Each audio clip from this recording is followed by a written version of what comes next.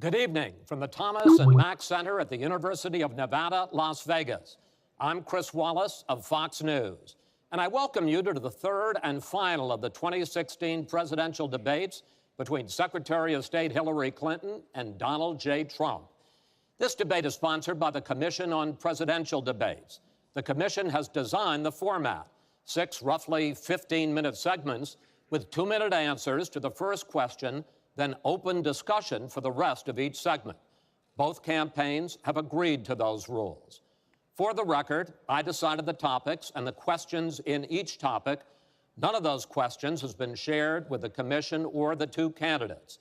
The audience here in the hall has promised to remain silent. No cheers, boos, or other interruptions so we and you can focus on what the candidates have to say. No noise except right now, as we welcome the Democratic nominee for president, Secretary Clinton, and the Republican nominee for president, Mr. Trump.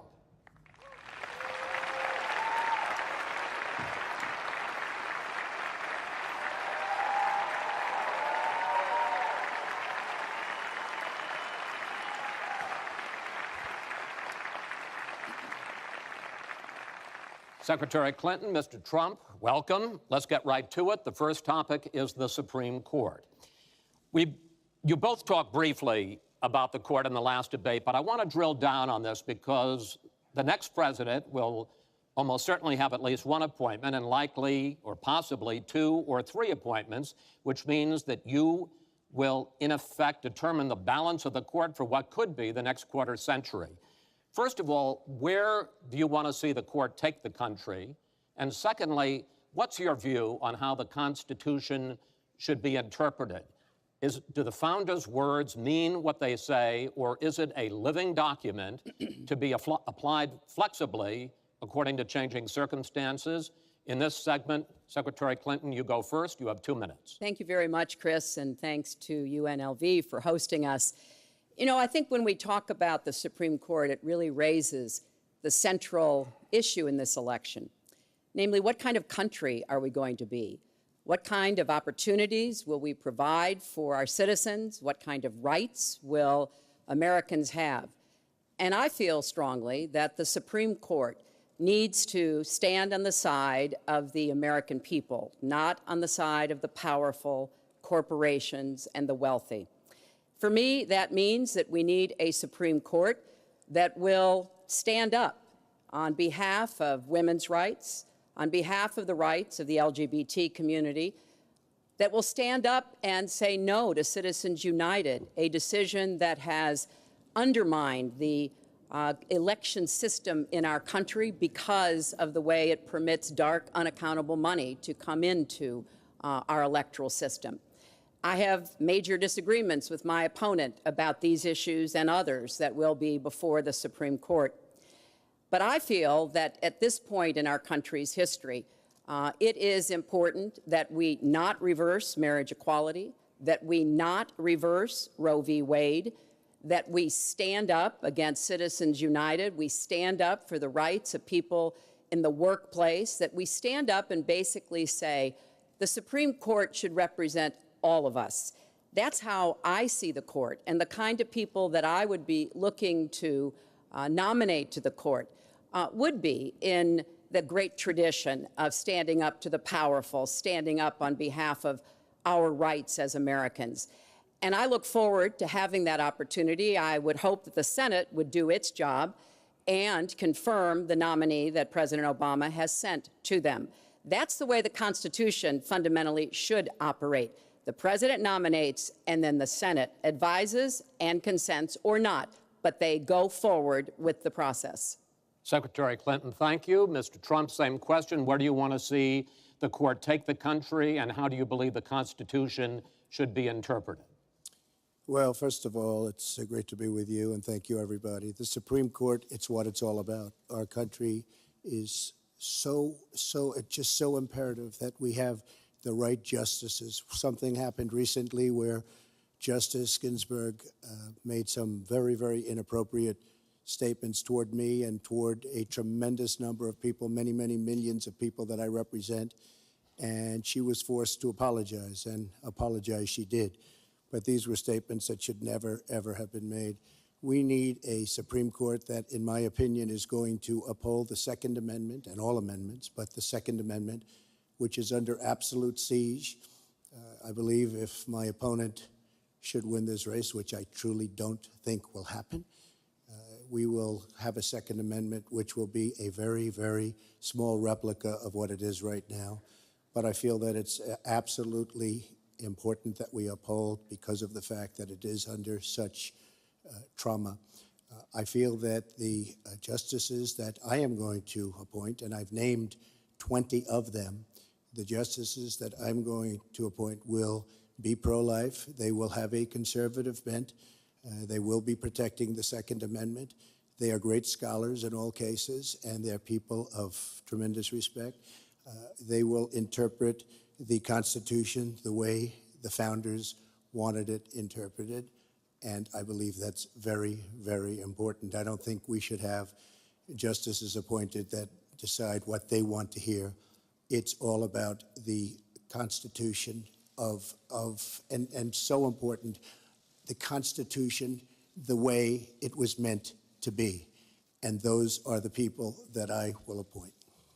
Mr. Trump, thank you. We now have about 10 minutes for an open discussion. I want to focus on two issues that, in fact, by the justices that you name, could end up changing the existing law of the land. First is one that you mentioned, Mr. Trump, and that is guns. Secretary Clinton, you said last year, and let me quote, "The Supreme Court is wrong on the Second Amendment." And now, in fact, in the 2008 Heller case, the court ruled that there is a constitutional right to bear arms, but a right that is reasonably limited. Those were the words of the judge, Antonin Scalia, who wrote the decision.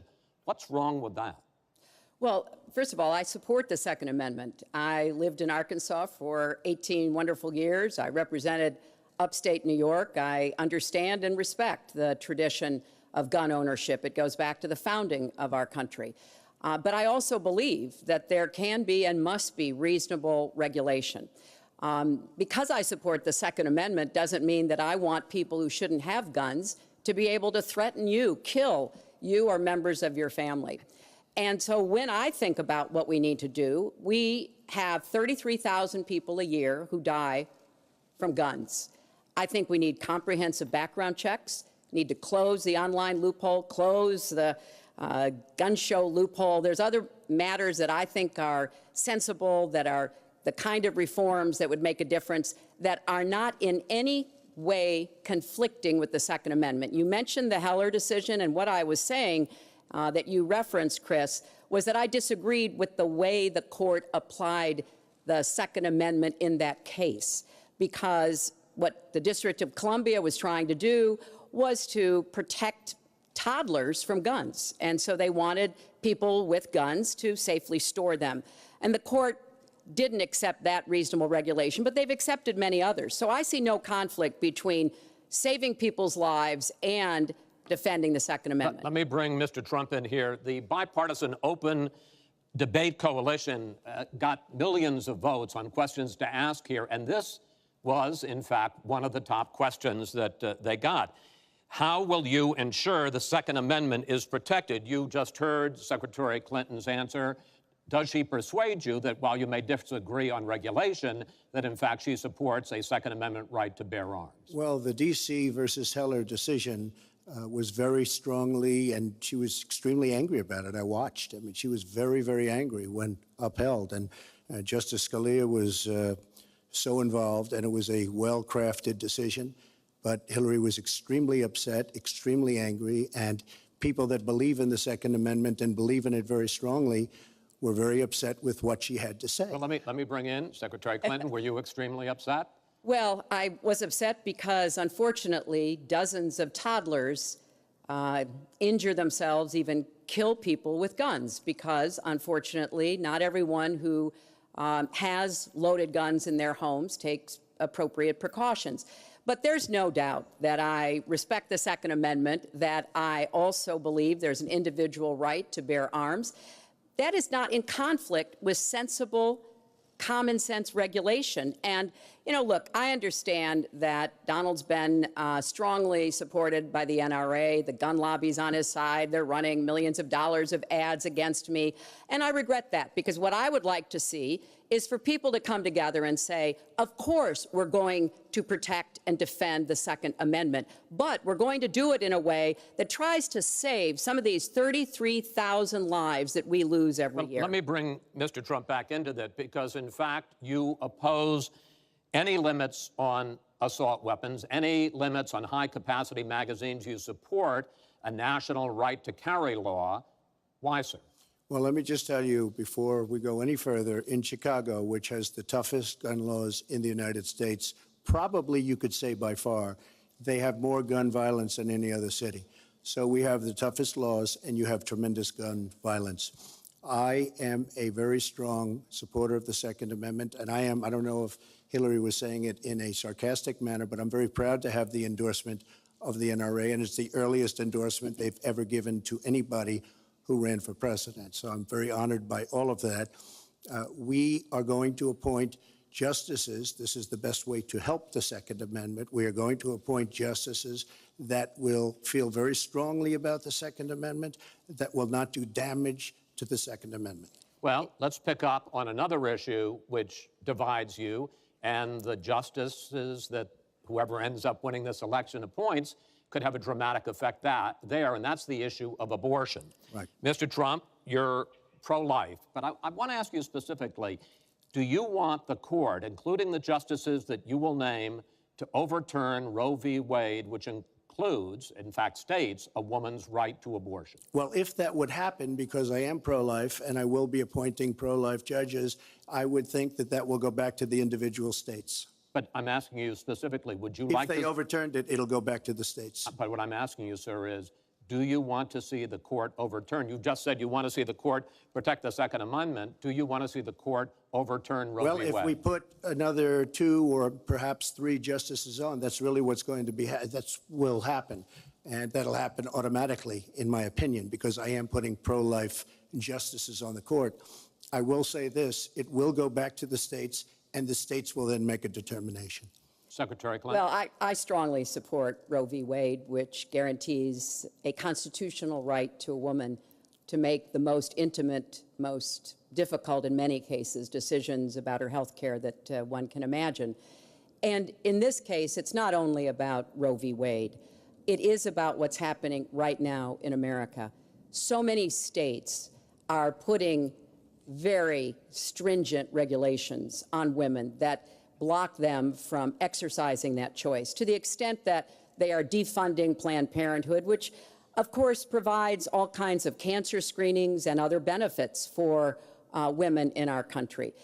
Donald has said he's in favor of defunding Planned Parenthood. He even supported shutting the government down to defund Planned Parenthood. I will defend Planned Parenthood. I will defend Roe v. Wade, and I will defend women's rights to make their own health care decisions. And we have come too far to have that turned back now. And indeed, he said women should be punished, that there should be some form of punishment for women who obtain abortions. And I could just not be more opposed to that kind of thinking. I'm going to give you a chance to respond, but I want to ask you, Secretary Clinton, I want to explore how far you believe the right to abortion goes. You have been quoted as saying that the fetus has no constitutional rights. You also voted against a ban on late-term partial birth abortions. Why? Because Roe v. Wade very clearly sets out that there can be regulations on abortion so long as the life and the health of the mother are taken into account. And when I voted as a senator, I did not think that that was the case. The kinds of cases that fall at the end of pregnancy are often the most heartbreaking, painful decisions for families to make. I have met with women who, toward the end of their pregnancy, get the worst news one could get, that their health is in jeopardy if they continue to carry to term, or that something terrible has happened or just been discovered about the pregnancy. I do not think the United States government should be stepping in and making those most personal of decisions. So you can regulate if you are doing so with the life and the health of the mother taken into account. Mr. Trump, your reaction, and particularly on this issue of late-term partial birth Well, abortion. I think it's terrible. If you go with what Hillary is saying, in the 9th month, you can take the baby and rip the baby out of the womb of the mother just prior to the birth of the baby. Now, you can say that that's okay, and Hillary can say that that's okay, but it's not okay with me. Because based on what she's saying and based on where she's going and where she's been, you can take the baby and rip the baby out of the womb in the 9th month on the final day. And that's not acceptable. Well, that is not what happens in these cases. And using that kind of scare rhetoric is just terribly unfortunate. You should meet with some of the women that I've met with, women I've known over the course of my life. This is one of the worst possible choices that any woman and her family has to make. And I do not believe the government should be making it. You know, I've had the great honor of traveling across the world on behalf of our country. I've been to countries where governments either forced women to have abortions like they used to do in China, or forced women to bear children like they used to do in Romania. And I can tell you the government has no business in the decisions that women make with their families in accordance with their faith, with medical advice, and I will stand up for that right. All right. But just briefly, I want to move on to another honestly, segment. Nobody has business doing what I just said, doing that as late as 1 or 2 or 3 or 4 days prior to birth. Nobody has that. All right. Let's move on to the subject of immigration. And there is almost no issue that separates the two of you more than the issue of immigration. Actually, there are a lot of issues that separate the two of you. Mr. Trump, you want to build a wall. Secretary Clinton, you have offered no specific plan for how you want to secure our southern border. Mr. Trump, you are calling for major deportations. Secretary Clinton, you say that within your first 100 days as president, you're going to offer a package that includes a pathway to citizenship. The question really is, why are you right and your opponent wrong? Mr. Trump, you go first in this segment. You have 2 minutes. Well, first of all, she wants to give amnesty, which is a disaster and very unfair to all of the people that are waiting in line for many, many years. We need strong borders. In the audience tonight, we have 4 mothers of, I mean, these are unbelievable people that I've gotten to know over a period of years whose children have been killed, brutally killed by people that came into the country illegally. You have thousands of mothers and fathers and relatives all over the country.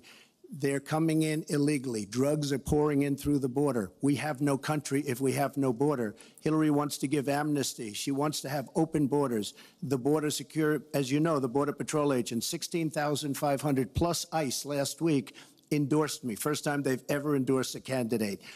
It means their job is tougher, but they know what's going on. They know it better than anybody. They want strong borders. They feel we have to have strong borders. I was up in New Hampshire the other day. The biggest complaint they have, it's with all of the problems going on in the world, many of the problems caused by Hillary Clinton and by Barack Obama, all of the problems, their single biggest problem is heroin that pours across our southern borders, just pouring and destroying their youth. It's poisoning the blood of their youth and plenty of other people. We have to have strong borders. We have to keep the drugs out of our country. Right now, we're getting the drugs, they're getting the cash. We need strong borders. We need we cannot give amnesty. Now, I want to build the wall. We need the wall. The Border Patrol, ICE, they all want the wall. We stop the drugs. We shore up the border. One of my first acts will be to get all of the drug lords, all of the bad ones. We have some bad, bad people in this country that have to go out. We're going to get them out. We're going to secure the border. And once the border is secured, at a later date, we'll make a determination as to the rest. But we have some bad hombres here, and we're going to get them out. Mr. Trump, thank you. Same question to you, Secretary Clinton. Basically, why are you right and Mr. Trump is wrong? Well, as he was talking, I was thinking about a young girl I met here in Las Vegas, Carla, who was very worried that her parents might be deported because she was born in this country, but they were not. They work hard. They do everything they can to give her a good life. And you're right. I don't want to rip families apart. I don't want to be sending parents away from children. I don't want to see the deportation force that Donald has talked about in action in our country. We have 11 million undocumented people. They have 4 million American citizen children, 15 million people. He said as recently as a few weeks ago in Phoenix that every undocumented person would be subject to deportation. Now, here's what that means. It means you would have to have a massive law enforcement presence, where law enforcement officers would be going school to school, home to home, business to business, rounding up people who are undocumented. And we would then have to put them on trains, on buses to get them out of our country. I think that is an idea that is not in keeping with who we are as a nation. I think it's an idea that would rip our country apart. I have been for border security for years. I voted for border security in the United States Senate. And my comprehensive immigration reform plan, of course, includes border security. But I want to put our resources where I think they're most needed, getting rid of any violent person, anybody who should be deported. We should deport them. When it comes to the wall that Donald talks about building, he went to Mexico. He had a meeting with the Mexican president, didn't even raise it. He choked. And then got into a Twitter war because the Mexican president said, we're not paying for that wall. So I think we are both a nation of immigrants and we are a nation of laws, and that we can act accordingly. And that's why I'm introducing comprehensive immigration reform within the first 100 days with a path to citizenship. Thank you, Secretary Clinton. I want to follow Chris, up. I think I should respond to that. First of all, I had a very good meeting with the president of Mexico, very nice man. We will be doing very much better with Mexico on trade deals, believe me. The NAFTA deal signed by her husband is one of the worst deals ever made of any kind, signed by anybody. It's a disaster. Hillary Clinton wanted the wall. Hillary Clinton fought for the wall in 2006 or thereabouts. Now, she never gets anything done, so naturally the wall wasn't built. But Hillary Clinton wanted the wall. Well, let me. We are wait, a country of laws. And by the way, no, wait. I'd like to hear from. But I'd like to hear from. I'd like to hear from Secretary Clinton. I voted for border security, and there are some limited places where that was appropriate. There also is necessarily going to be new technology and how best to deploy that. But it is clear when you look at what Donald has been proposing. He started his campaign bashing immigrants, calling Mexican immigrants rapists and criminals and drug dealers, that he has a very different view about what we should do to deal with immigrants. Now, what I am also arguing is that bringing undocumented immigrants out from the shadows, putting them into the formal economy will be good, because then employers can't exploit them and undercut Americans' wages. And Donald knows a lot about this. He used undocumented labor to build the Trump Tower. He underpaid undocumented workers, and when they complained, he basically said what a lot of employers do. You complain, I'll get you deported. I want to get everybody out of the shadows, get the economy working, and not let employers like Donald exploit undocumented workers, which hurts them but also hurts American workers. Mr. Trump. President Obama has moved millions of people out. Nobody knows about it. Nobody talks about it. But under Obama, millions of people have been moved out of this country. They've been deported. She doesn't want to say that, but that's what's happened, and that's what's happened big league. As far as moving these people out and moving, we either have a country or we don't. We're a country of laws. We either have a border or we don't. Now, you can come back in and you can become a citizen, but it's very unfair. We have millions of people that did it the right way. They're online, they're waiting. We're going to speed up the process, big league, because it's very inefficient. But they're online and they're waiting to become citizens. Very unfair that somebody runs across the border, becomes a citizen. Under her plan, you have open borders. You would have a disaster on trade, and you will have a disaster with your open borders. But what she doesn't say is that President Obama has deported millions and millions of people just the way it is. Secretary Clinton, I want to. We will not have open borders. Well, let me that is a rank mischaracterization. Secretary Clinton. We will have secure borders, but we will also have reform. And this used to be a bipartisan issue. Ronald Reagan was the last president to sign immigration reform, and George W. Bush supported it as well. Secretary Clinton, I want to clear up your position on this issue, because in a speech you gave to a Brazilian bank for which you were paid $225,000, we've learned from the WikiLeaks that you said this, and I want to quote, "My dream is a hemispheric common market with open trade and open borders." So That's Thank the you. question. That's the question. Please quiet, everybody. Is that your dream, open borders? Well, if you went on to read the rest of the sentence, I was talking about energy. You know, we trade more energy with our neighbors than we trade with the rest of the world combined. And I do want us to have an electric grid, an energy system that crosses borders. I think that would be a great benefit to us. But you are very clearly quoting from WikiLeaks, and what's really important about WikiLeaks is that the Russian government has engaged in espionage against Americans. They have hacked American websites, American accounts of private people, of institutions. Then they have given that information to WikiLeaks for the purpose of putting it on the internet. This has come from the highest levels of the Russian government, clearly from Putin himself, in an effort, as 17 of our intelligence agencies have confirmed, to influence our election. So I actually think the most important question of this evening, Chris, is finally, will Donald Trump admit and condemn that the Russians are doing this and make it clear that he will not have the help of Putin in this election, that he rejects Russian espionage against Americans, which he actually encouraged in the past? Those are the questions we need answered. We've never had anything like this happen in any of our elections before. That was a great pivot off the fact that you want open borders, okay? How did we get onto Putin? Hold on. No. Wait. Hold on, folks, because this is going to end up getting out of control. Let's try to keep it quiet for the candidates and for the American people. Go ahead. Just to finish on the borders. Yes. She wants open borders. People are going to pour into our country. People are going to come in from Syria. She wants 550% more people than Barack Obama. And he has thousands and thousands of people. They have no idea where they come from. And you see, we are going to stop radical Islamic terrorism in this country. She won't even mention the words, and neither will President Obama. So I just want to tell you, she wants open borders. Now we can talk about Putin. I don't know Putin. He said nice things about me. If we got along well, that would be good. If Russia and the United States got along well and went after ISIS, that would be good. He has no respect for her. He has no respect for our president. And I'll tell you what, we're in very serious trouble because we have a country with tremendous numbers of nuclear warheads, 1,800, by the way, where they expanded and we didn't. 1,800 nuclear warheads. And she's playing chicken.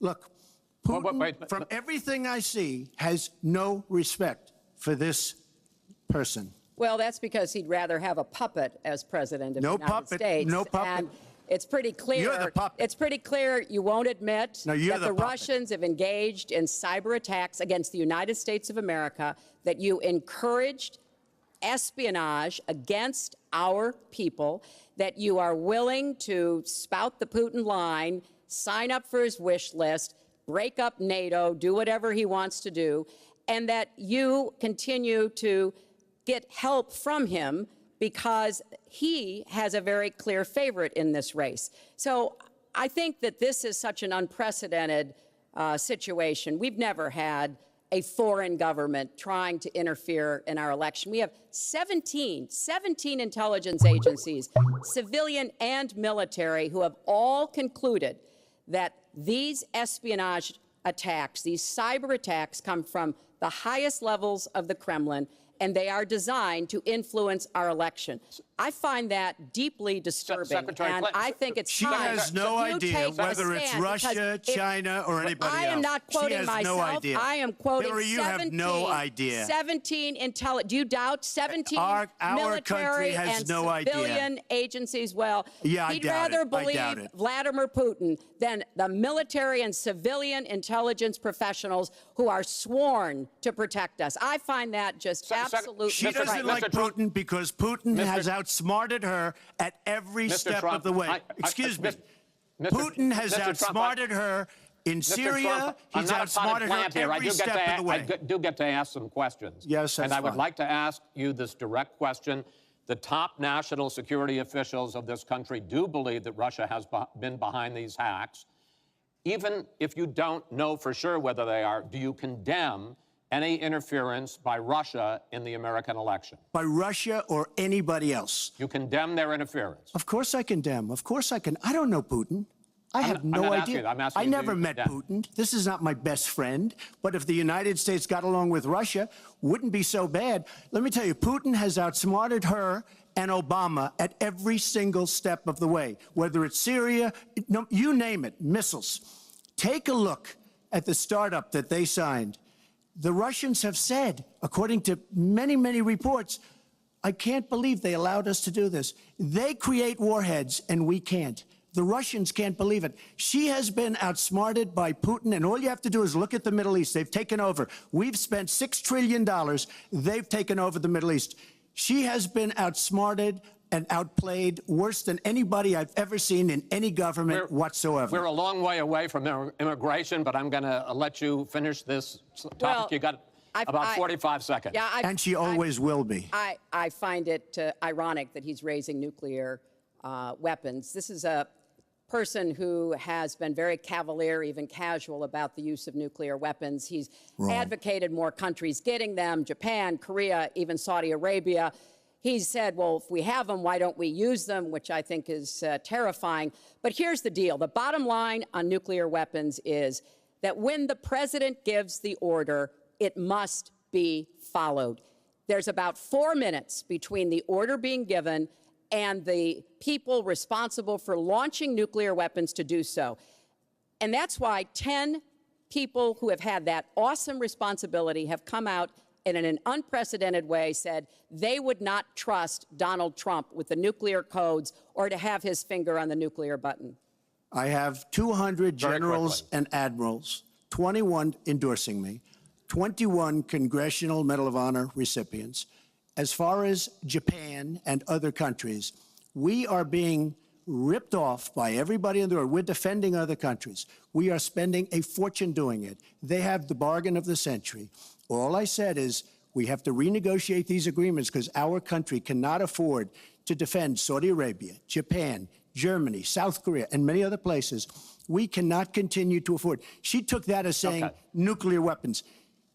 Look, she's been proven to be a liar on so many different ways. This is just another lie.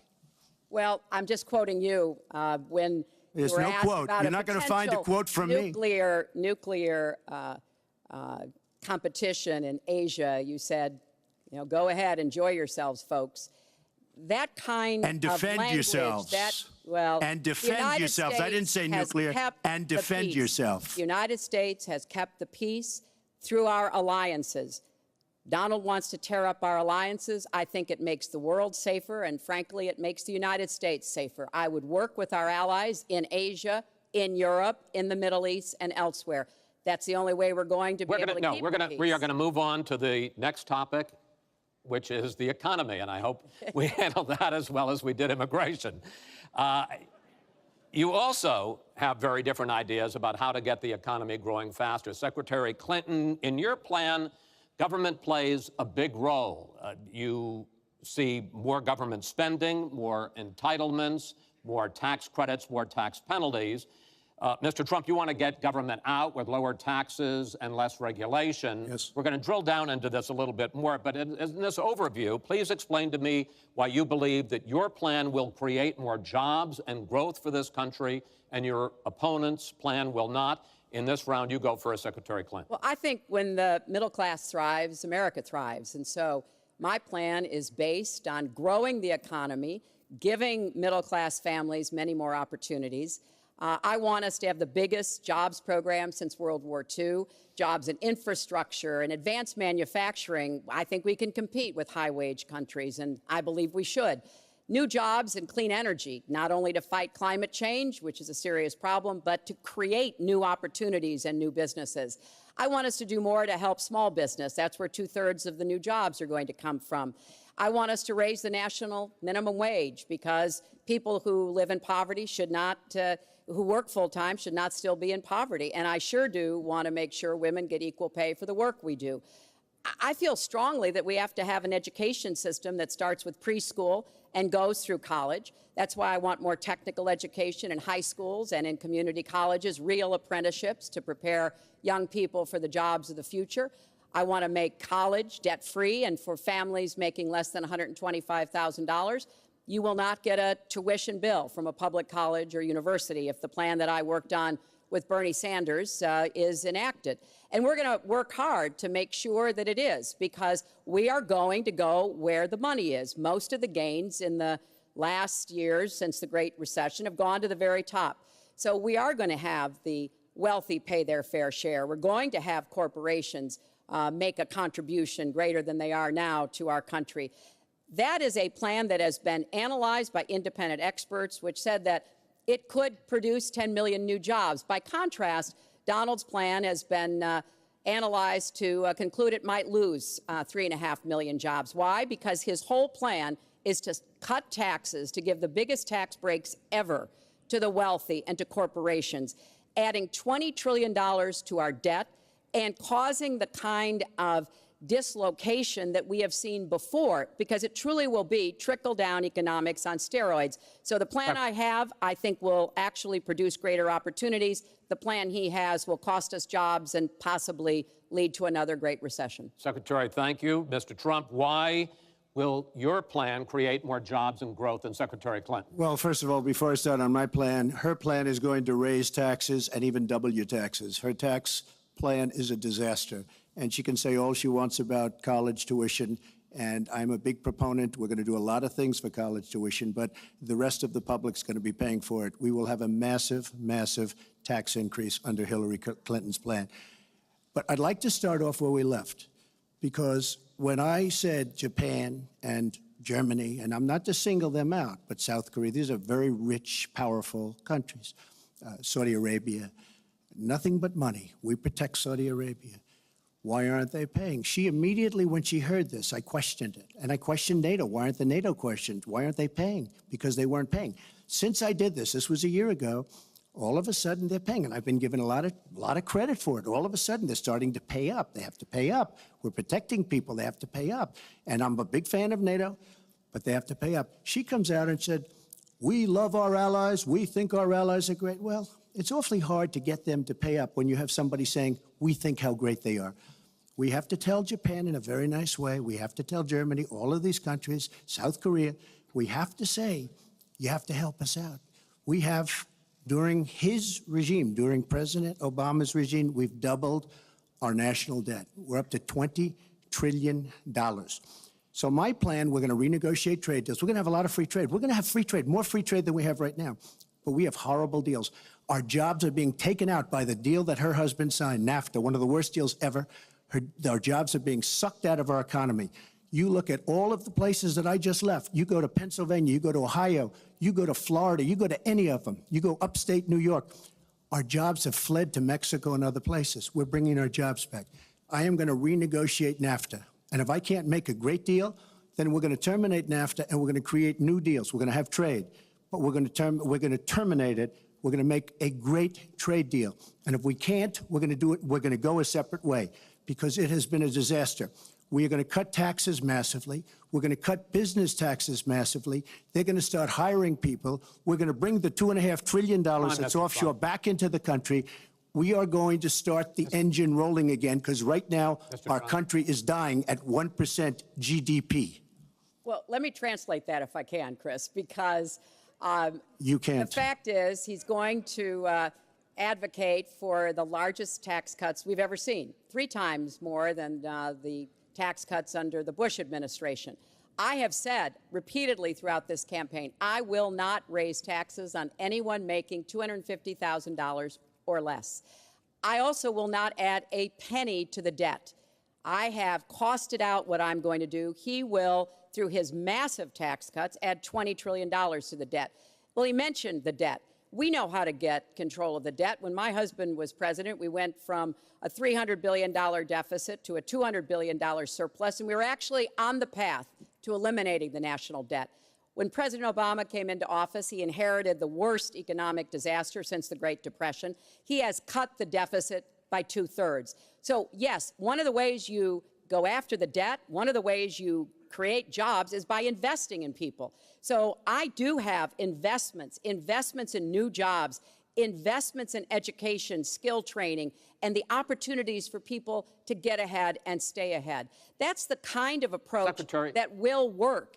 Cutting taxes on the wealthy, we've tried that. Secretary, it has not worked the way that it has been Secretary promised. Clinton, I want to pursue your plan because in many ways it is similar to the Obama stimulus plan in 2009, which has led to the slowest GDP growth since 1949. Correct. Thank you, sir. You told me in July when we spoke that the problem is that President Obama didn't get to do enough in what he was trying to do with this stimulus. So is your plan basically even more of the Obama stimulus?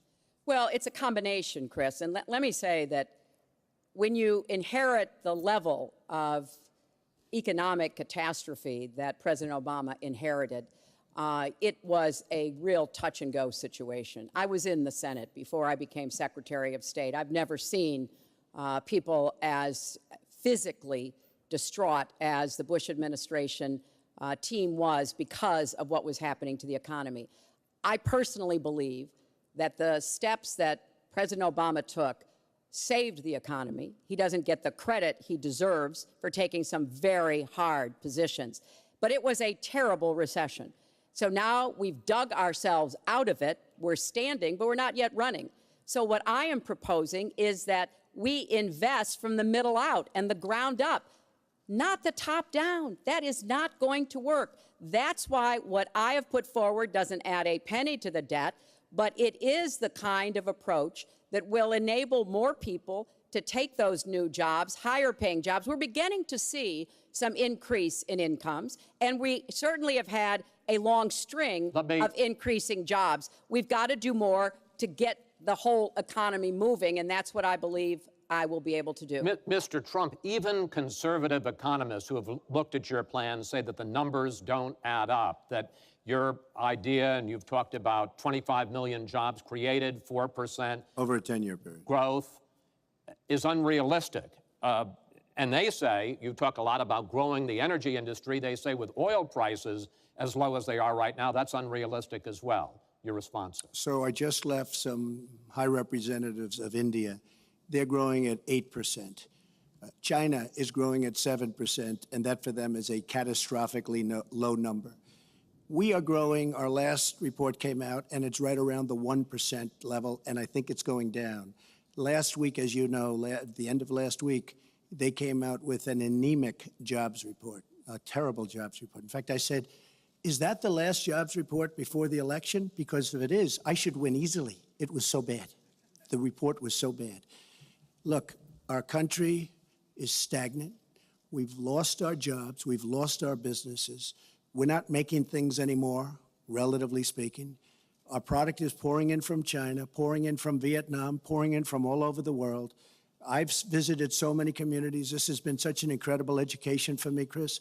I've gotten to know so many. I've developed so many friends over the last year, and they cry when they see what's happened. I passed factories that were thriving 20, 25 years ago, and because of the bill that her husband signed and she blessed 100%, it is just horrible what's happened to these people in these communities. Now, she can say that her husband did well, but boy, did they suffer as NAFTA kicked in, because it didn't really kick in very much, but it kicked in after they left. Boy, did they suffer. That was one of the worst things that's ever been signed by our country. Now she wants to sign Trans-Pacific Partnership, and she wants it. She lied when she said she didn't call it the gold standard in one of the debates. She totally lied. She did call it the gold standard, and they actually fact-checked, and they said I was right. I was so honored. I want to give you a chance to briefly speak to that, and then I want to pivot to 1/6 of the economy, which is Obamacare. But go ahead, briefly. First, let me say, number one, when I saw the final agreement for TPP, I said I was against it. It didn't meet my tests. I've had the same tests. Does it create jobs, raise incomes, and further our national security? I'm against it now. I'll be against it after the election. I'll be against it when I'm president. There's only one of us on this stage who's actually shipped jobs to Mexico, because that's Donald. He's shipped jobs to 12 countries, including Mexico. But he mentioned China. And, you know, one of the biggest problems we have with China is the illegal dumping of steel and aluminum into our markets. I have fought against that as a senator. I've stood up against it as Secretary of State. Donald has bought Chinese steel and aluminum. In fact, the Trump hotel right here in Las Vegas was made with Chinese steel. So he goes around with crocodile tears about how terrible it is, but he has given jobs to Chinese steel workers, not American steel workers. Mr. Trump? That's the kind of approach that is just not going to work. We're going to pull the country together. We're going to have trade agreements that we enforce. That's why I'm going to have a trade prosecutor for the first time in history. And we're going to enforce those agreements. And we're going to look for businesses to help us by buying American products. Go ahead, I Mr. ask Trump. a simple question. She's been doing this for 30 years. Why the hell didn't you do it over the last 15, 20 years? You were very much involved. Excuse me, my turn. You were very much involved in every aspect of this country, very much. And you do have experience. I'd say the one thing you have over me is experience, but it's bad experience because what you've done has turned out badly. For 30 years, you've been in a position to help. And if you say that I use steel or I use something else, I make it impossible for me to do that. I wouldn't mind. The problem is you talk, but you don't get anything done, Hillary. You don't. Just like when you ran the State Department, $6 billion was missing. How do you miss $6 billion? You ran the State Department. $6 billion was either stolen, they don't know. It's gone. $6 billion. If you become president, this country is going to be in some mess, believe me. Well, first of all, what he just said about the State Department is not only untrue, it's been debunked numerous times. But I think it's really an important issue. He raised the 30 years of experience. So let me just talk briefly about that. You know, back in the 1970s, I worked for the Children's Defense Fund, and I was taking on discrimination against African-American kids in schools. He was getting sued by the Justice Department for racial discrimination in his apartment buildings. In the 1980s, I was working to reform the schools in Arkansas. He was borrowing $14 million from his father to start his businesses. In the 1990s, I went to Beijing, and I said women's rights are human rights. He insulted a former Miss Universe, Alicia Machado, called her an eating machine. And on the day when I was in the Situation Room, monitoring the raid that brought Osama bin Laden to justice, he was hosting The Celebrity Apprentice. So I'm happy to compare my 30 years of experience, what I've done for this country, trying to help in every way I could, especially kids and families, get ahead and stay ahead, with your 30 years, and I'll let the American people make that decision. Well, I think I did a much better job. I built a massive company, a great company, some of the greatest assets anywhere in the world. Worth many, many billions of dollars. I started with a $1 million loan. I agree with that. It's a $1 million loan, but I built a phenomenal company. And if we could run our country the way I've run my company, we would have a country that you would be so proud of. You would even be proud of it. And frankly, when you look at her real record, take a look at Syria, take a look at the migration, take a look at Libya, take a look at Iraq. She gave us ISIS because her and Obama created this huge vacuum. And a small group came out of that huge vacuum because we should have never been in Iraq, but once we were there, we should have never got out the way they wanted to get out. She gave us ISIS as sure as you are sitting there. And what happened is now ISIS is in 32 countries. And now I listen how she's going to get rid of ISIS. She's going to get rid of nobody. All right, we are going to get to foreign hotspots in a few moments, but the next segment is fitness to be president of the United States. Mr. Trump, at the last debate, you said your talk about grabbing women was just that, talk, and that you'd never actually done it. And since then, as we all know, 9 women have come forward and said that you either groped them or kissed them without their consent. Why would so many different women from so many different circumstances over so many different years, why would they all in this last couple of weeks make up, you deny this, why would they all make up these stories? And since this is a question for both of you, Secretary Clinton, Mr. Trump says what your husband did and that you defended was even worse. Mr. Trump, you go first. Well, first of all, those stories have been largely debunked. Those people, I don't know those people. I have a feeling how they came. I believe it was her campaign that did it. Just like if you look at what came out today on the clips, where I was wondering what happened with my rally in Chicago and other rallies where we had such violence. She's the one in Obama that caused the violence. They hired people, they paid them $1,500, and they're on tape saying, be violent, cause fights, do bad things. I would say the only way, because those stories are all totally false, I have to say that. And I didn't even apologize to my wife, who's sitting right here, because I didn't do anything. I didn't know any of these women. I didn't see these women. These women, the woman on the plane, the woman, I think they want either fame or her campaign did it. And I think it's her campaign, because what I saw, what they did, which is a criminal act, by the way, where they're telling people to go out and start fistfights and start violence. And I'll tell you what, in particular in Chicago, people were hurt and people could have been killed in that riot. And that was now all on tape, started by her. I believe, Chris, that she got these people to step forward. If it wasn't, they get their 10 minutes of fame.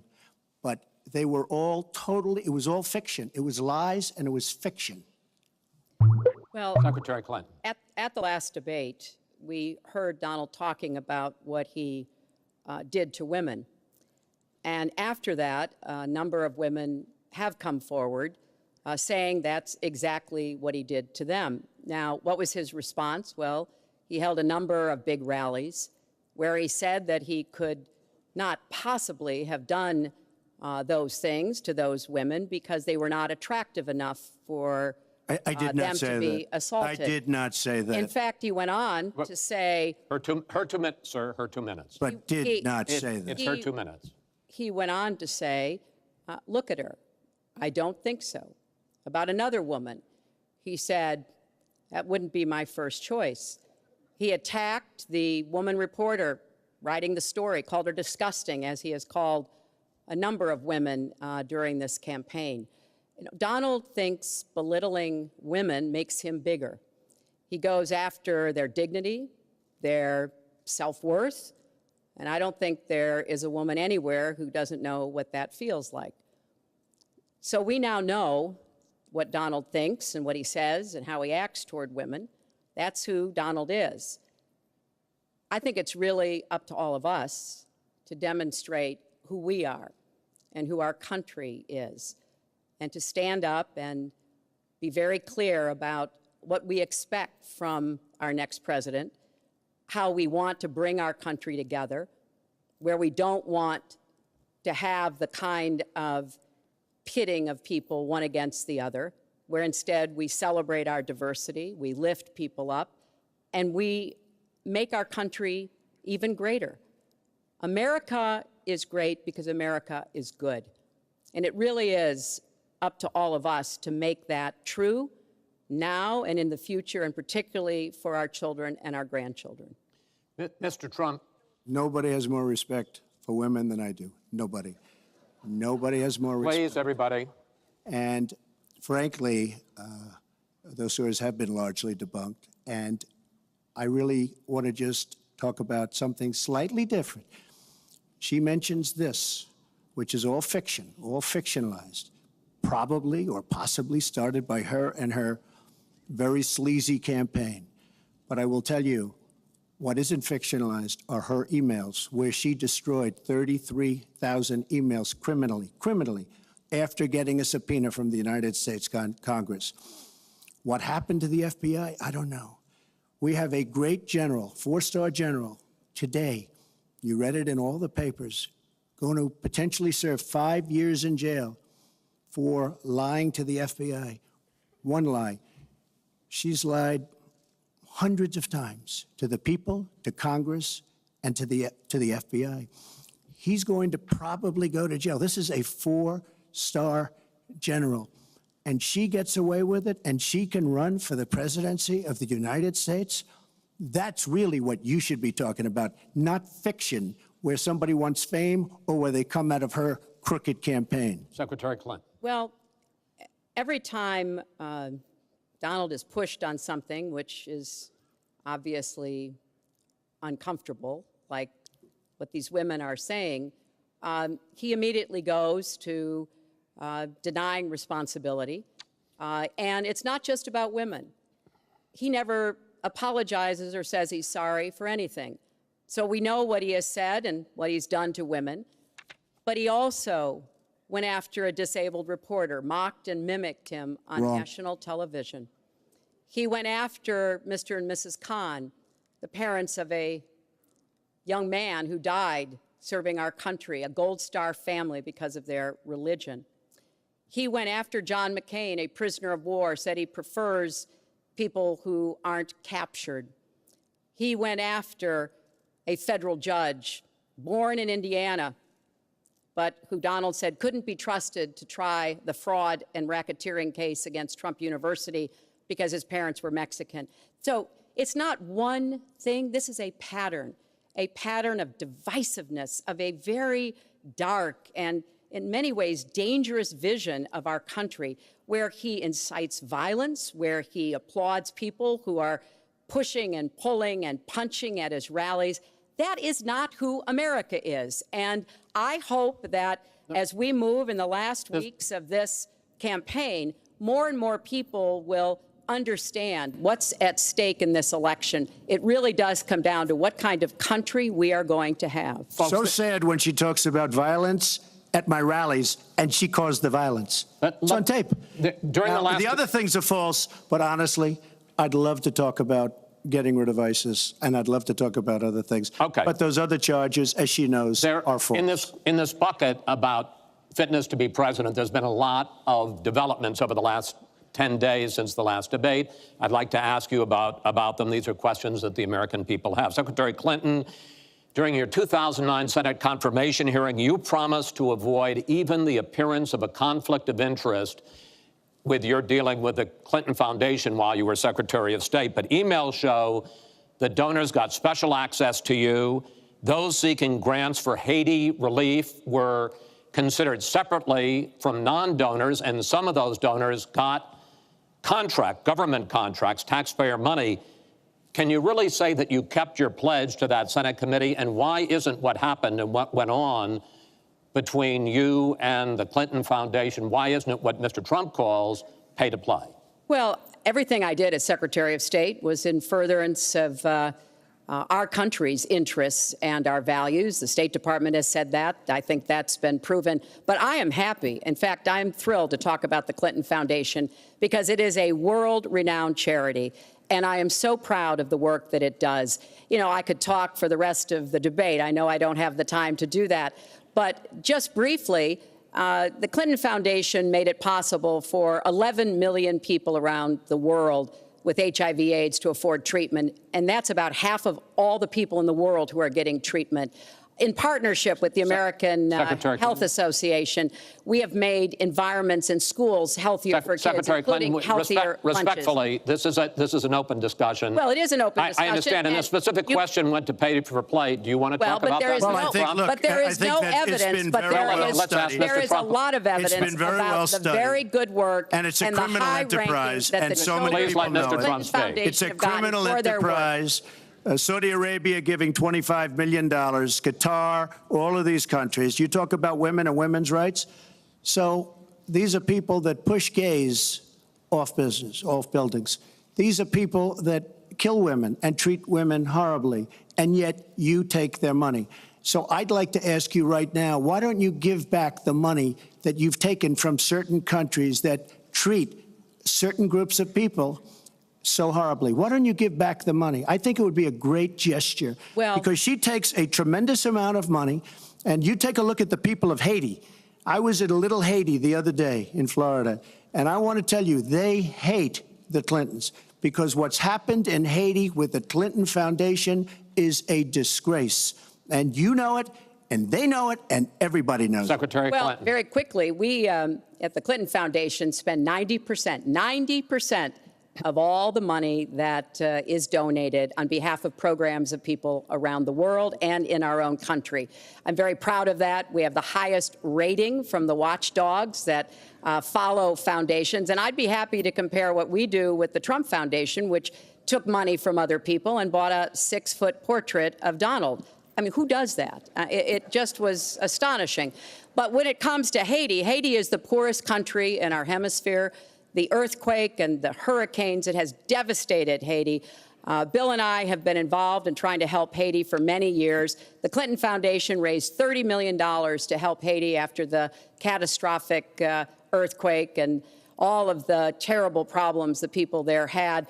We've done things to help small businesses, agriculture, and so much else. And we're going to keep working to help Haiti because it's an important part of the American They don't want you to help them anymore. I'd like to mention one thing. Trump Foundation, small foundation. People contribute. I contribute. The money goes 100% goes to different charities, including a lot of military. I don't get anything. I don't buy boats. I don't buy planes. What happens is the money goes out. Wasn't some of the money used to settle your lawsuit, sir? No, it was. We put up the American flag, and that's it. They put up the American flag. We fought for the right in Palm Beach to put up the American flag. There was a penalty that was imposed by Palm Beach County, and the money came from your foundation. And by the way, the money went to Fisher House, where they build houses. The money that you're talking about went to Fisher House, where they build houses for veterans and disabled. I want to get into one last... But of course, there's no way we can know whether any of that is true because he hasn't released his tax returns. He is the first candidate ever to run for president in the last 40-plus years who has not released his tax returns. So everything he says about charity or anything else, we can't prove it. You can look at our tax returns. We've got them all out there. But what is really troubling is that we learned in the last debate he has not paid a penny in federal income tax. And we were talking about immigrants a few minutes ago, Chris.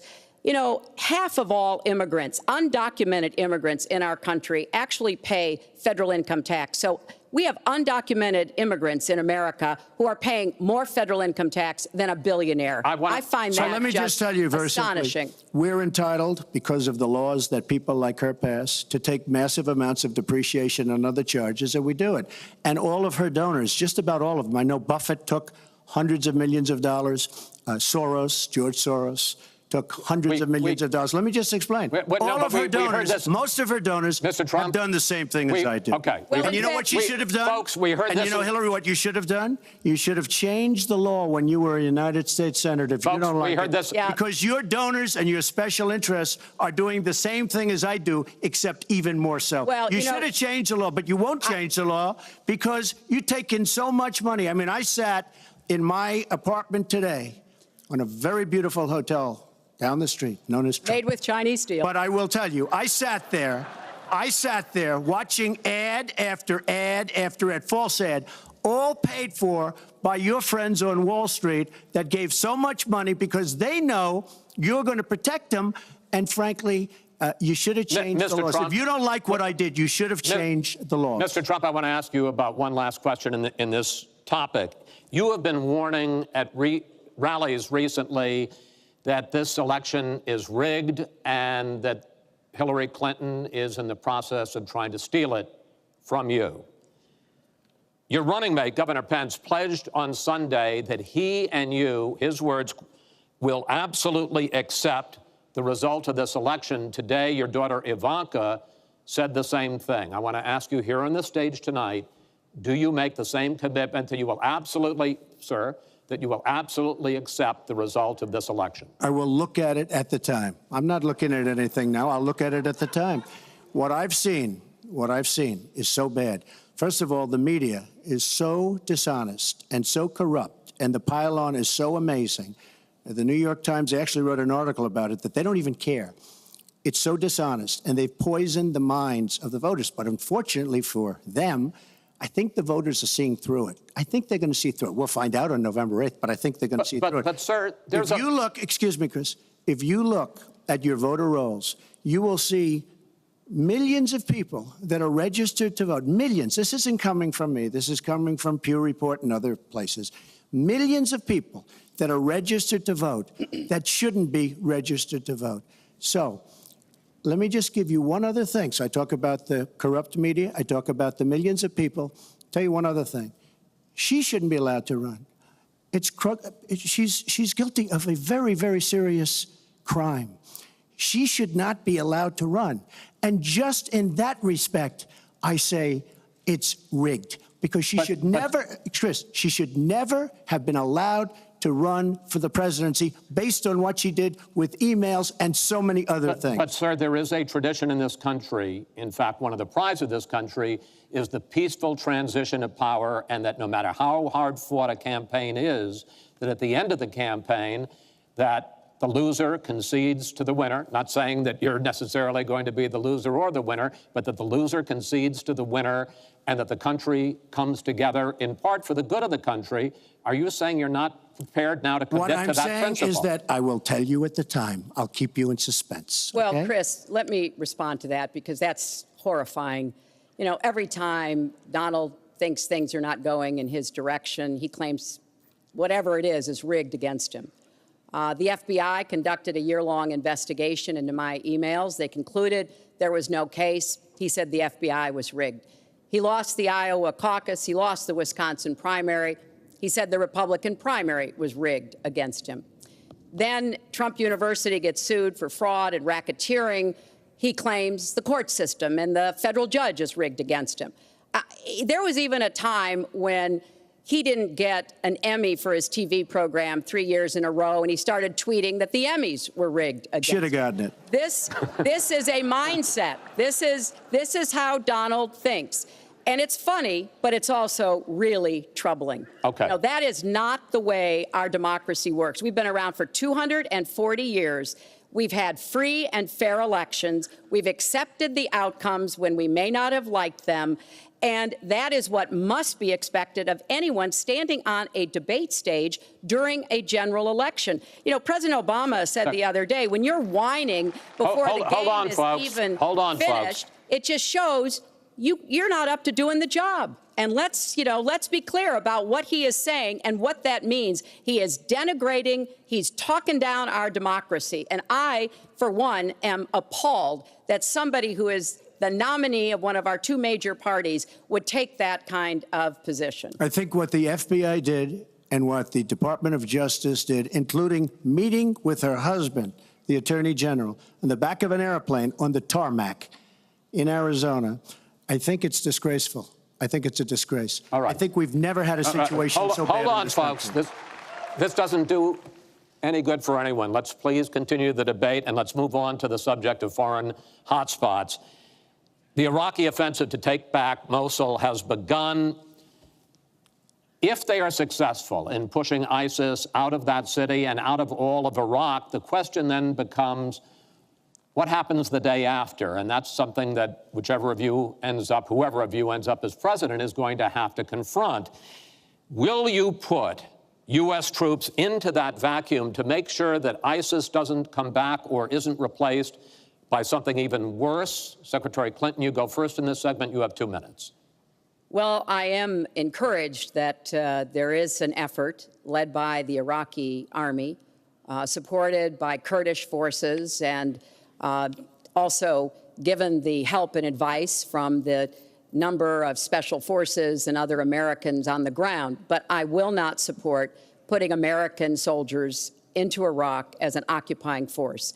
I don't think that is in our interests, and I don't think that would be smart to do. In fact, Chris, I think that would be a big red flag waving for ISIS to reconstitute itself. The goal here is to take back Mosul. It's going to be a hard fight. I've got no illusions about that. And then continue to press into Syria to begin to take back and move on Raqqa, which is the ISIS headquarters. I am hopeful that the hard work that American military advisors have done will pay off, and that we will see a really successful military operation. But we know we've got lots of work to do. Syria will remain a hotbed of terrorism as long as the civil war, aided and abetted by the Iranians and the Russians, continue. So I have said, look, we need to keep our eye on ISIS. That's why I want to have an intelligence surge that protects us here at home, why we have to go after them from the air, on the ground, online, why we have to make sure here at home we don't let terrorists buy weapons. If you're too dangerous to fly, you're too dangerous to buy a gun. And I'm going to continue to push for a no-fly zone and safe havens within Syria, not only to help protect the Syrians and prevent the constant outflow of refugees, but to frankly gain some leverage on both the Syrian government and the Russians so that perhaps we can have the kind of serious negotiation necessary to bring the conflict to an end and go forward on a political track. Mr. Trump, same question. If we are able to push ISIS out of Mosul and out of Iraq, would you be willing to put U.S. troops in there to prevent their return or something else? Let me tell you, Mosul's so sad. We had Mosul. But when she left, when she took everybody out, we lost Mosul. Now we're fighting again to get Mosul. The problem with Mosul and what they wanted to do is they wanted to get the leaders of ISIS who they felt were in Mosul. About 3 months ago, I started reading that they want to get the leaders and they're going to attack Mosul. Whatever happened to the element of surprise? Okay? We announced we're going after Mosul. I've been reading about going after Mosul now for about, how long is it, Hillary? 3 months? These people have all left. They've all left. The element of surprise. Douglas MacArthur, George Patton, spinning in their graves when they see the stupidity of our country. So we're now fighting for Mosul that we had. All she had to do is stay there. Now we're going in to get it. But you know who the big winner in Mosul is going to be after we eventually get it? And the only reason they did it is because she's running for the office of president. And they want to look tough. They want to look good. He violated the red line in the sand, and he made so many mistakes, made all mistakes. That's why we have the Great Migration. But she wanted to look good for the election, so they're going in. But who's going to get Mosul, really? We'll take Mosul eventually. By the way, if you look at what's happening, much tougher than they thought. Much, much tougher, much more dangerous, going to be more deaths than they thought. But the leaders that we wanted to get are all gone because they're smart. They say, what do we need this for? So Mosul is going to be a wonderful thing, and Iran should write us a letter of thank you, just like the really stupid, the stupidest deal of all time, a deal that's going to give Iran absolutely nuclear weapons. Iran should write us yet another letter saying thank you very much, because Iran, as I said many years ago, Iran is taking over Iraq, something they've wanted to do forever, but we've made it so easy for them. So we're now going to take Mosul, and you know who's going to be the beneficiary? Iran. Boy, are they making, I mean, they are outsmarting. Look, you're not there. You might be involved in that decision, but you were there when you took everybody out of Mosul and out of Iraq. You shouldn't have been in Iraq, but you did vote for it. You shouldn't have been in Iraq, but once you were in Iraq, you should have never left the way. The point is, the big winner is going to be Iran. Well, you know, once again, Donald is implying that he didn't support the invasion of Iraq. I said it was a mistake. I've said that years ago. He has consistently denied what is a very clear fact, that before the invasion, he supported it. And, you know, I just want everybody to go Google it. Google Donald Trump, Iraq, and you will see the dozens of sources which verify that he was for the invasion of Iraq. And you can actually hear the audio of him saying that. Now, why does that matter? Well, it matters because he has not told the truth about that position. I guess he believes it makes him look better now to contrast with me because I did vote for it. But what's really important here is to understand all the interplay. Mosul is a Sunni city. Mosul is on the border of Syria. And yes, we do need to go after Baghdadi, and just like we went after bin Laden while you were doing Celebrity Apprentice, and we brought him to justice. We need to go after the leadership, but we need to get rid of them, get rid of their fighters. They're estimated several thousand fighters in Mosul. They've been digging underground. They've been prepared to defend. It's going to be tough fighting, but I think we can take back Mosul, and then we can move on into Syria and take back Raqqa. This is what we have to do. I'm just amazed that he seems to think that the Iraqi government and our allies and everybody else launched the attack on Mosul to help me in this election. But that's how Donald thinks, you know. He always is looking for some Chris, we don't gain anything. He has all these Iran is taking over Iraq. Secretary Clinton. Iran is taking over Iraq. We don't gain Secretary Clinton. We would have gained if they did it by surprise. Wait. Secretary Clinton, it's an open discussion. Secretary. We would have gained if they did it by surprise. Secretary, please let Mr. Trump speak. He's unfit, and he proves it every time You he are talks. the one that's unfit. You know, WikiLeaks just actually came out. John Podesta said some horrible things about you. And boy, was he right. He said some beauties. And you know, Bernie Sanders, he said you have bad judgment. You do. And if you think that going into Mosul, after we let the world know we're going in, and all of the people that we really wanted, the leaders, they're all gone. If you think that was good, then you do. Now, John Podesta said you have terrible instincts. Bernie Sanders said you have bad judgment. I agree with both. Well, you should ask Bernie Sanders who he's supporting for president, and he has said, Which is as a he big has mistake. campaigned for me around the country, you are the most dangerous person to run for president in the modern history of America. I think he's right. Let's turn to Aleppo. Mr. Trump, in the last debate, you were both asked about the situation in the Syrian city of Aleppo, and I want to follow up on that because you said several things in that debate which were not true, sir. You said that Aleppo has basically fallen. In fact, there are. It's a catastrophe. It is a catastrophe, but there are a quarter. Have you seen it? Have you seen it? Sir, have you seen what's happened to Aleppo? If I might finish my question. Okay, so it hasn't fallen. Take a look at it. Well, there are 250,000 people still living there and being slaughtered. That's right. You also and said, they are being slaughtered because of bad decisions. If I may just finish here.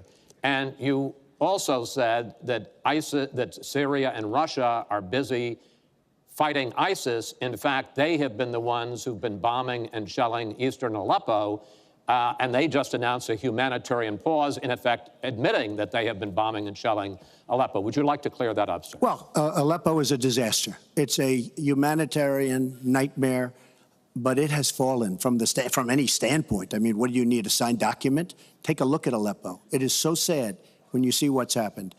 And a lot of this is because of Hillary Clinton, because what's happened is by fighting Assad, who turned out to be a lot tougher than she thought, and now she's going to say, oh, he loves Assad. He's just much tougher and much smarter than her and Obama. And everyone thought he was gone 2 years ago, 3 years ago. He aligned with Russia. He now also aligned with Iran, who we made very powerful. We gave them $150 billion back. We give them $1.7 billion in cash. I mean cash, bundles of cash as big as this stage. We gave them $1.7 billion. Now, they have aligned. He has aligned with Russia and with Iran. They don't want ISIS, but they have other things because we're backing rebels. We don't know who the rebels are. We're giving them lots of money, lots of everything. We don't know who the rebels are. And when and if, and it's not going to happen because you have Russia and you have Iran now, but if they ever did overthrow Assad, you might end up with as bad as Assad is, and he's a bad guy. But you may very well end up with worse than Assad. If she did nothing, we'd be in much better shape. And this is what's caused the Great Migration, where she's taken in tens of thousands of Syrian refugees who probably, in many cases, not probably, who are definitely, in many cases, ISIS aligned. And we now have them in our country. And wait till you see, this is going to be the great Trojan horse. And wait till you see what happens in the coming years. Lots of luck, Hillary. Thanks a lot for doing a great job. Secretary Clinton, you have talked about, and in the last debate and again today, that you would impose a no-fly zone to try to protect the people of Aleppo and to stop the killing there. President Obama has refused to do that because he fears it's going to draw us closer or deeper into the conflict. And General Joseph Dunford, the chairman of the Joint Chiefs of Staff, says, you impose a no-fly zone, chances are you're going to get into a war, his words, with Syria and Russia. So the question I have is, if you impose a no-fly zone, first of all, how do you respond to their concerns? Secondly, if you impose a no-fly zone and a Russian plane violates that, does President Clinton shoot that plane down? Well, Chris, first of all, I think a no-fly zone could save lives and could hasten the end of the conflict. I am well aware of the really legitimate concerns that you have expressed from both the president and the general. This would not be done just on the first day. This would take a lot of negotiation and would also take making it clear to the Russians and the Syrians that our purpose here was to provide safe zones on the ground. We've had millions of people leave Syria, and those millions of people inside Syria who've been dislocated. So I think we could strike a deal and make it very clear to the Russians and the Syrians that this was something that we believed was in the best interests of the people on the ground in Syria. It would help us with our fight against ISIS. But I want to respond to what Donald said about refugees. He's made these claims repeatedly. I am not going to let anyone into this country who is not vetted, who we do not have confidence in, but I am not going to slam the door on women and children. That picture of that little 4-year-old boy in Aleppo with the blood coming down his face while he sat in an ambulance is haunting. And so we are going to do very careful, thorough vetting. That does not solve our internal challenges with ISIS and our need to stop radicalization, to work with American Muslim communities who are on the front lines to identify and prevent attacks. In fact, the killer of the dozens of people at the nightclub in Orlando, the Pulse nightclub, was born in Queens, the same place Donald was born. So let's be clear about what the threat is and how we are best going to be able to meet it.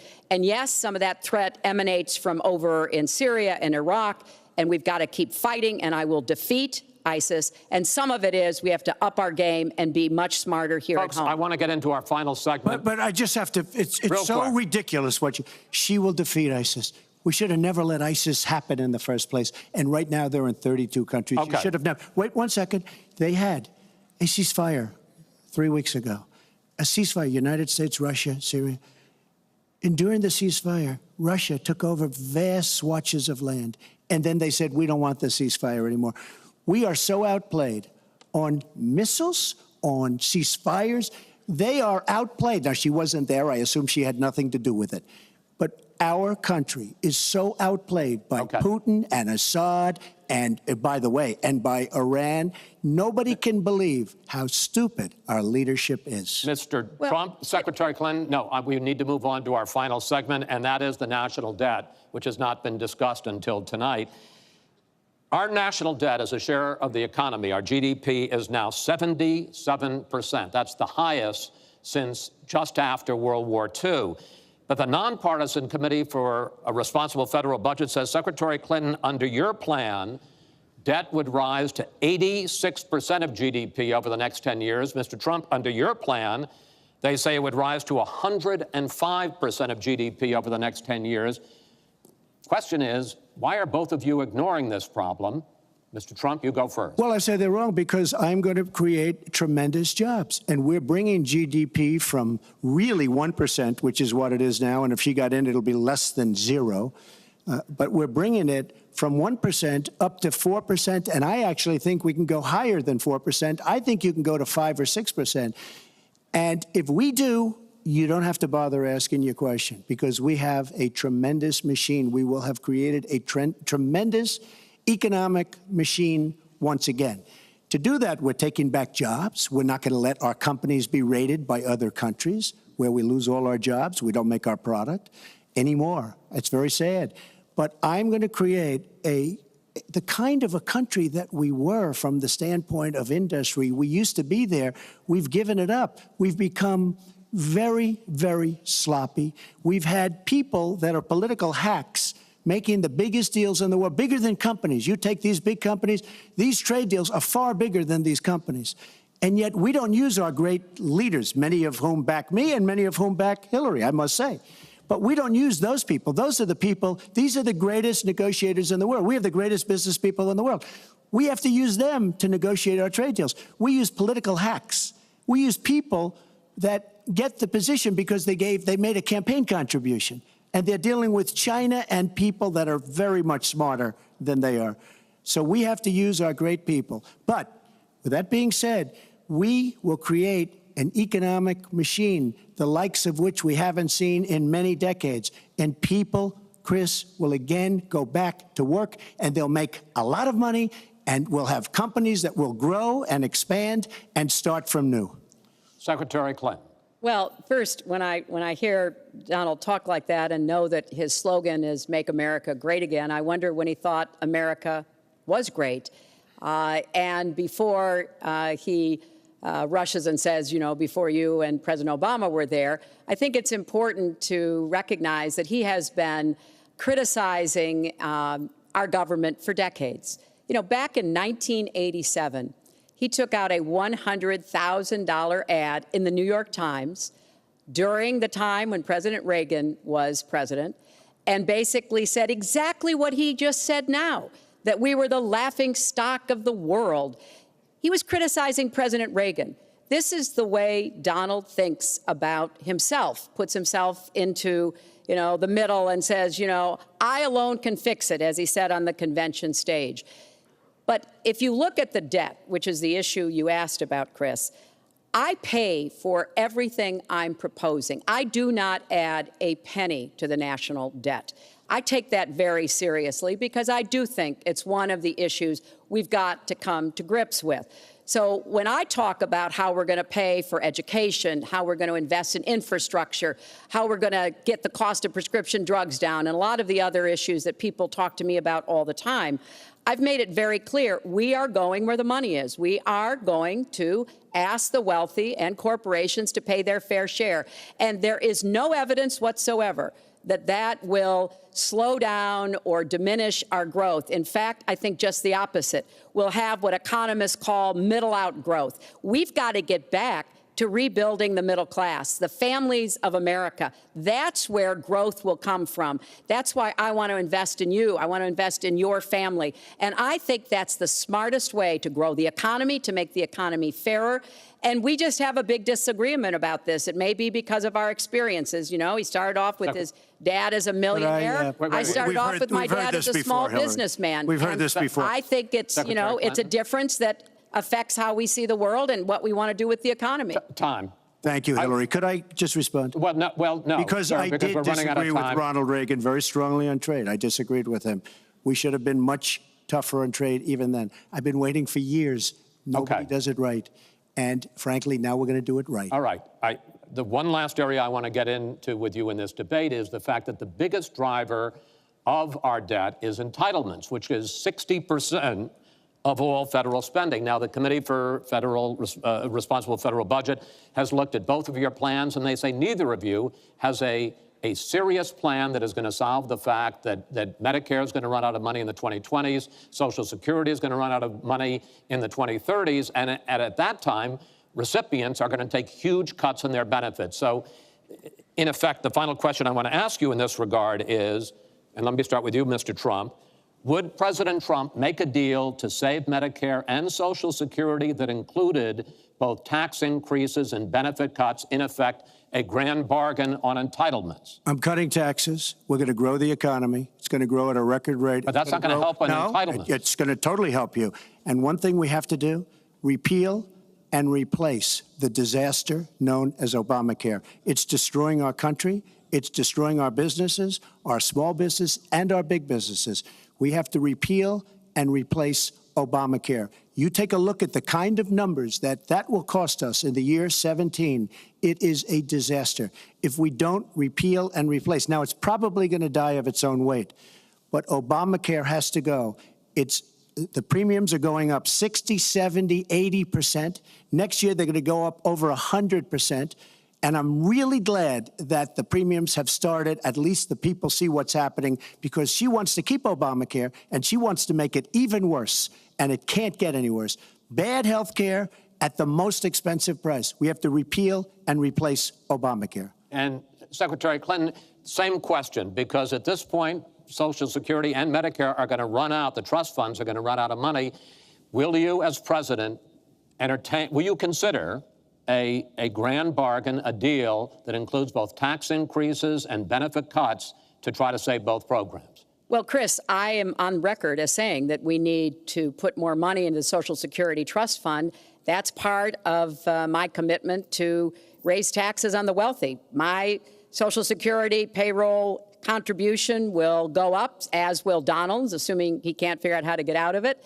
But what we want to do is to replenish the Social Security Trust Fund by making sure that we have sufficient resources. And that will come from either raising the cap and or finding other ways to get more money into it. I will not cut benefits.